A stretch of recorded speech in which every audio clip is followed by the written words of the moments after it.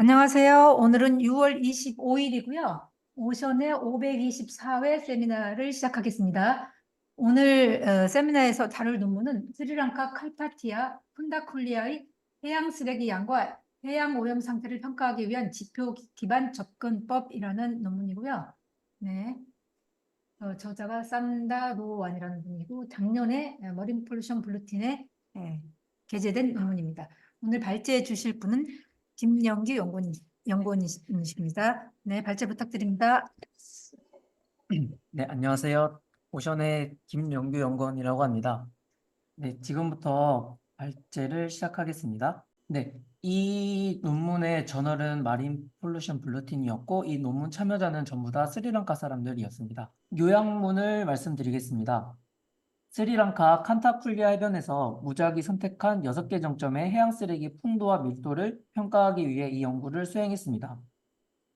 해양 쓰레기 밀도를 사용하여 해양 쓰레기로 인한 해변 오염의 정도를 조사했고 하위 유형을 포함한 13종의 해양 쓰레기가 발견되었습니다. 각 정점에서 비파편 쓰레기보다는 파편 쓰레기의 밀도가 더 크게 나타났고 CCI에 따르면 1번 정점은 매우 더러움으로 분류되었고 2번부터 4번 정점은 더러움으로 분류되었습니다. HII에 따르면 1번부터 4번 정점은 범주4에 속했습니다. PAI 범주에 따르면 1번 정점은 높은 수준의 플라스틱 오염, 2번 정점과 4번 정점은 높음에서 중간 수준의 플라스틱 오염으로 분류되었습니다. 이 연구는 이러한 생태계를 보존하기 위해 해안 관리 체계를 통합할 필요성이 크다는 것을 보여주었고, 인식 개선과 교육, 해변 청소 활동 외에도 우리는 이제 새로운 폐기물 관리 방법을 혁신을 통해 도입하고 법률과 규정을 강화하여 기업의 책임과 심화 연구 및 개발을 통한 추가 관리 조치를 취해야 한다고 제안하고 있습니다. 스리랑카는 섬나라로서 계절풍 기후 패턴의 영향을 받는 모래 해안을 가지고 있어 쓰레기가 축적되기 쉽습니다. 스리랑카는 전 세계 해양에 플라스틱 폐기물을 방출하는 상위 20개국 중 5번째로 높은 기여국을 나타냈습니다. 2017년에는 스리랑카 정부는 플라스틱 재료의 유입을 줄이기 위해 비닐봉지 같은 특정 유형의 플라스틱 수입을 금지했다고 합니다. 사전 연구 결과에 따르면 스리랑카 해변에서 발견된 해양 쓰레기의 주요 구성은 플라스틱으로 전체의 80% 이상을 차지했다고 합니다. 연구 결과는 해변에서 비닐봉지, 병 및 포장재가 주요한 플라스틱 폐기물 형태로 나타났음을 강조했습니다. 여기서 2017년에 비닐봉지를 수입을 금지했다고 하는데 왜 연구 결과에 비닐봉지가 나왔다고 하는지 여기서 좀 궁금한 점이 있는데 나중에 얘기하면 좋을 것 같습니다. 일단 이 연구의 주요 목표는 칸타콜리아 해안 지역에서 위험 및 비위험 해양 쓰레기의 풍도와 밀도의 공간적 및 시관적 변화를 평가하는 것이고 이제 CCI, HII, PAI의 지표에 따른 오염 상태 평가입니다. 이제 이번 이 논문에서 이제 해양 오염 상태를 평가하기 위한 지표를 설명드리겠습니다. CCI는 해변 청결도를 측정하기 위한 목적이고 단위 면적당 쓰레기 항목수를 샘플 단위의 길이, 너비, 상수값으로 계산합니다. HII는 해양 생태계 영향 지수이고 해양 생물과 생태계에 미치는 위험 항목의 영향을 측정하는 것입니다. 측정 항목은 단위 면적당 위험 항목수로 측정됩니다.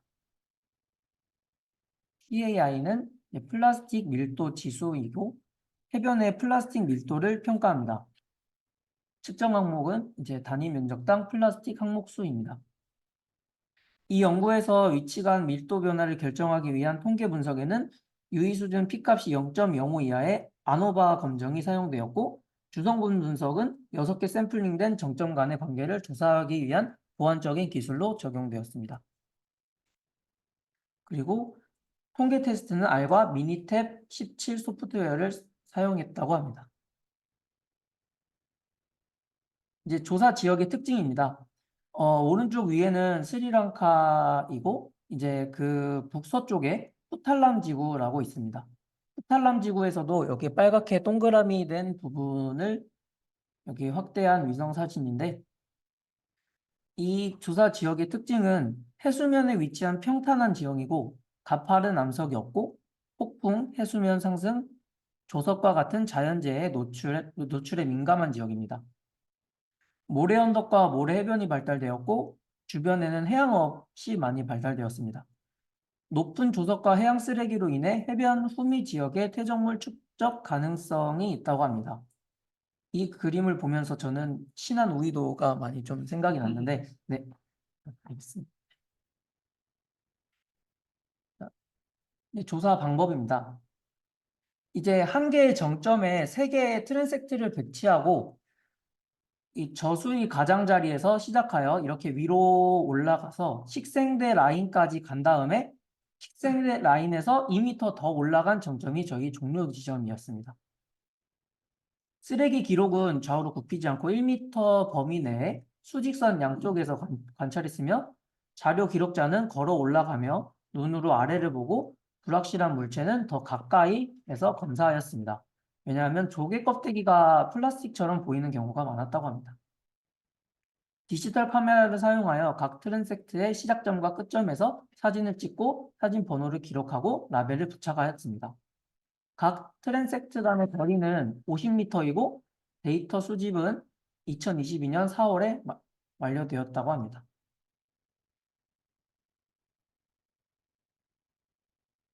결과입니다. 총 3,864개의 해양 쓰레기 항목이 13개의 개별 유형으로 분류되었습니다. 이제 13개의 범주는 경질형 플라스틱, 연질형 플라스틱, 플라스틱 끈, 금속, 유리, 고무, 옷, 목재, 발포형, 종이, 어업용품, 폴리에틸렌, 의약 물품이었습니다.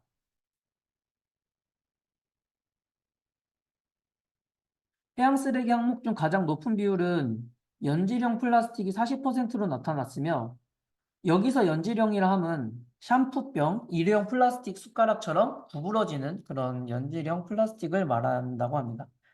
다음은 어업 관련 물품이 39%를 차지하였고 경질형 플라스틱은 10%를 차지했고 발포형은 4%를 차지했습니다.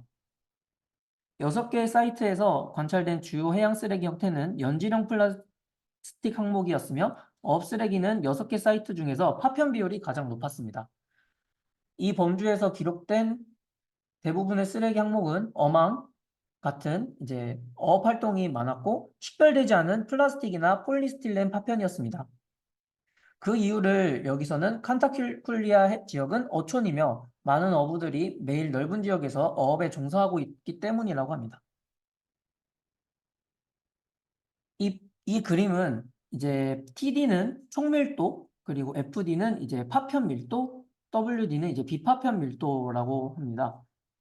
그리고 이제 오른쪽에 보면 이렇게 빨간색부터 파란색으로 올라가면 올라갈수록 쓰레기가 이제 밀도가 높은 것이라고 합니다. 그래서 여기 보면 1-1 사이트 1에 1 트랜섹트에 이렇게 파랗게 볼 수 있습니다.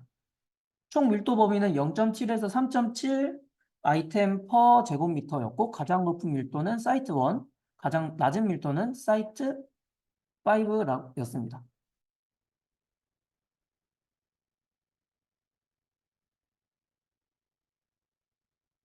이제 그 위험 쓰레기와 비위험 쓰레기로 이렇게 결과를 나타냈는데 먼저 위험 쓰레기 먼저 보겠습니다. 경질형 플라스틱은 6개 샘플링 정점 간 유의미한 차이가 있었다고 하고 가장 높은 밀도는 6번 정점, 가장 낮은 밀도는 2번 정점이었습니다.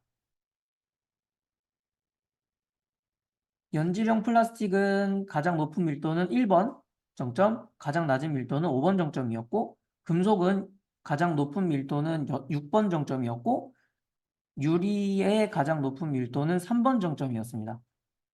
고무는 6개 정점 간 유의미한 차이가 있었다고 하며 어업 쓰레기는 가장 높은 밀도는 4번, 가장 낮은 밀도는 3번이었고 폴리에틸렌은 가장 높은 밀도는 5번 정점이었습니다.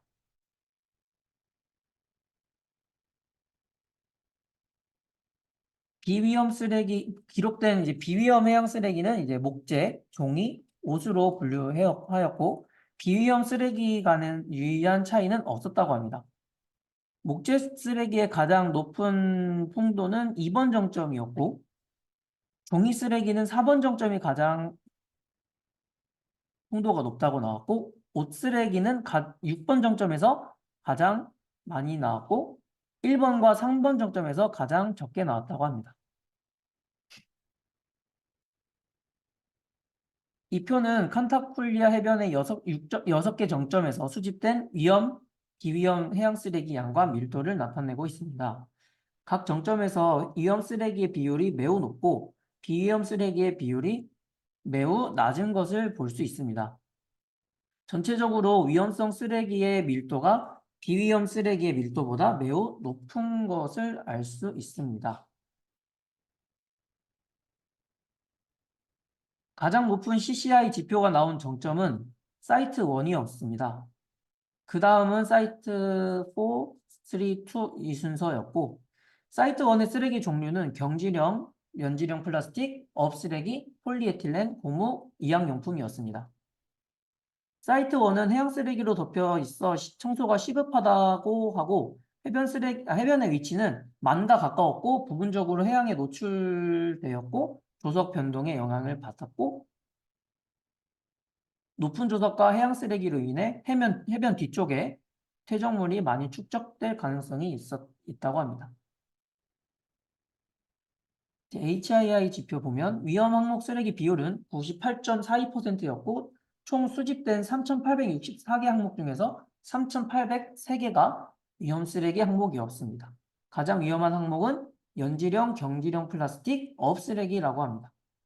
사이트 1에서 가장 높은 밀도 나타냈고 사이트 5에서 가장 낮은 밀도를 나타냈습니다. 이 표는 이제 CCI와 HIA 지수를 통합한 분석표입니다. 이제 녹색 영역을 보시면 매우 깨끗하다는 것을 의미하며 위험 물질이 거의 없다는 것입니다. 파란색 영역은 중간 수준의 청결도이고 빨간색 영역은 위험한 물질이 많이 존재한다는 지역으로 청결도가 매우 낮은 상태이고 즉각적인 청소가 필요한 곳이라고 합니다. 마지막으로 PAI 값입니다. 이제 평균 PAI 값은 2.45였고 중간을 나타냈습니다. 그 중에 사이트 1은 높은 풍부도를 나타냈고, 이제 사이트 2에서 4는 중간, 사이트 5, 6는 이제 낮은 풍부도를 나타냈습니다. 여기서 PCA 분석을 실시하였는데, 여기서 영향을 받는 요인이 뚜렷하지 않다고 예, 나왔습니다.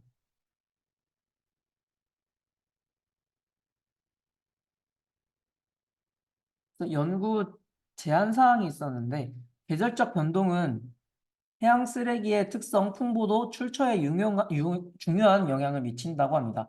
날씨 조건, 해류, 인간 활동 등은 해양 쓰레기 분포와 발생 패턴에 영향을 준다고 하고 우기에는 폭풍 후 유출로 해양 쓰레기가 증가하고 건기에는 이제 야외 활동 증가로 쓰레기가 늘어날 수 있다고 합니다. 이러한 변동을 고려하면 해양 쓰레기에 대한 깊은 통찰력을 얻을 수 있을 거라고 합니다.